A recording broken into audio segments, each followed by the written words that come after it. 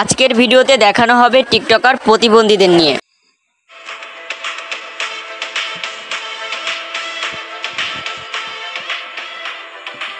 এই টিকটকারগুলো এত বড় অলস হয়ে থাকে, নিজের কাজগুলো নিজেই করতে পারে না। কথা কি ক্লিয়ার না ভেজাল আছে?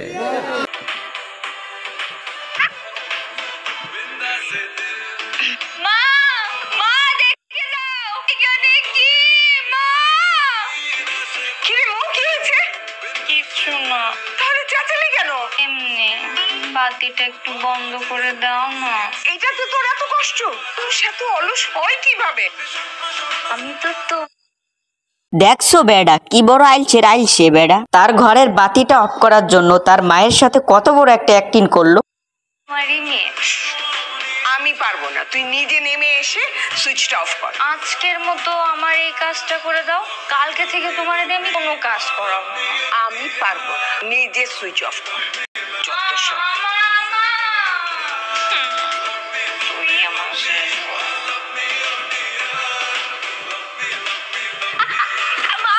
এটা হাস্যকর এই দেশের জনগণের জন্য হাস্যকর। দেখেন ছেলেপক্ষ মেয়ে দেখতে এসেছে, সে এত বড় আইলছা সে হাঁটতেও পারে না। এইটাও সম্ভব? হ্যাঁ সম্ভব, কারণ এ তো টিকটক করতে করতে প্রতিবন্ধী হয়ে গেছে। ঠিক বলেছো। আমি তোমাকে বলছি না, আমার একমাত্র আদরের মেয়ে তো।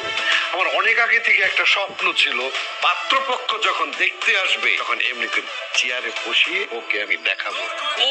ও তাই, স্বপ্ন স্বপ্ন স্বপ্ন বাস্তবায়ন করছে।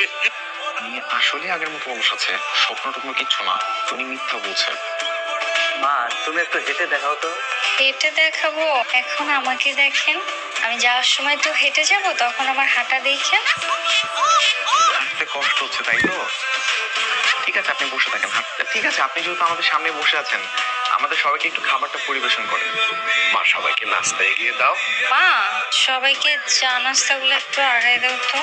সামনে তো আছে, তুই দে না। মা সবই যখন করলে এতটুকু আর বাদ রাখলে কেন? তুমি দাও। আপনার দিতে কষ্ট হচ্ছে বুঝি? হ্যাঁ, উঠতে ইচ্ছা করছে না, বসে থাকি। ও আচ্ছা, ঠিক আছে আপনি বসে থাকেন।